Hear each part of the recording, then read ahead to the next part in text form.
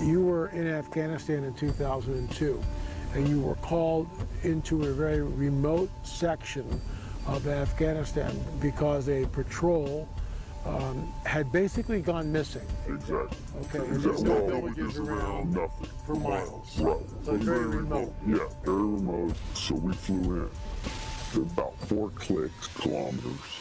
We're hiking through the same area where they were supposed to make one of their checkpoints, one of their rally points. And before we left, there was all kinds of what happened with the ambush. But that was even odd because at point of ambush, you would call for maybe close air support, something. Okay. There was no calls made, just off the grid. So we're coming down a mountainside, and it was a nice path, goat path.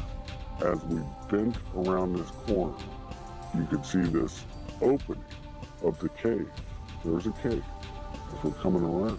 And then I see there's a lot of rocks, which is another oddity, and then bone matter. When I'm not close enough to identify what kind of bones, but I did see something I knew was a piece of our communications equipment. So instantly we're thinking ambush, maybe animal, it could be anything.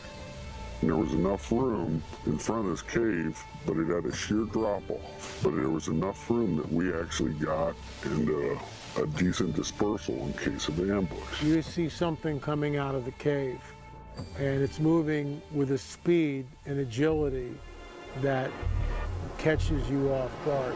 Everybody. And he comes out.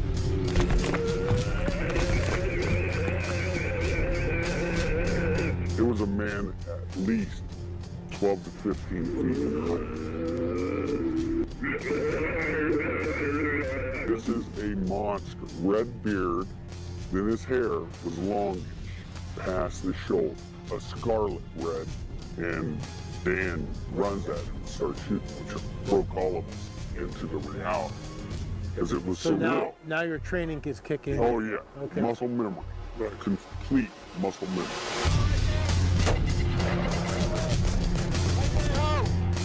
While Dan is moving at him, another bro of mine's laying down fire, and I start firing.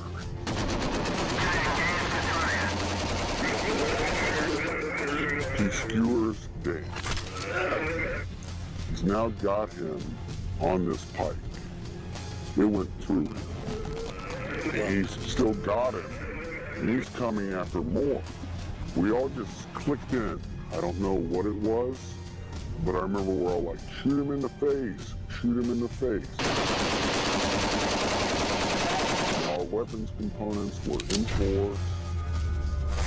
We had 308s, and we had Barrett 50s. This is sounding longer than it took. We're talking 30 seconds. And he's taking multiple hits, and is still moving. Dan was dead. Okay. And why is a good man, probably one of the best men I know, now dead. Before I'd left, they were already starting what they call a 9-line, which is a medevac request. They're sending out a medevac request, then all of a sudden it's not a medevac request. All of a sudden we had a helicopter show up because, like I told you, it was a large precipice and a sheer drop. So the helicopter just came up from the drop. They had dropped netting. And so we got him on there. The thing was too big. We couldn't move it. It smelled worse than a skunk. A corpse that's been around for a while. Once the helicopter came in, dropped its little hook, and off he goes. The communication was sent out that we had a very large possible human creature. There you are in the hills of Afghanistan. How many troop members are you with? We had 6 on my crew. And when we say hills of Afghanistan, for us, we did not fly into the wilderness. We actually flew into a base. I guess this thing was transloaded out of the mountains by a CH-47. What I could see that it did have the 6 fingers. I remember taking my foot up and placing it up next to its foot, and it was extremely large. We estimated at about 12 feet, give or take. What I can tell you is the weight of the thing. Basically, it was approximately 1,500 pounds when it was getting on the aircraft. Now, if you take away the pallet weight and all the rigging that we had to hold this thing down, we figured it was around 1,100 pounds. Of course we're upset. That's a given, okay? We lost a very good guy. But add to that, you're discussing something that even in our after action report, they're saying rewrite it. And we had to rewrite it the way they wanted. How many fingers? Six Six fingers and six toes.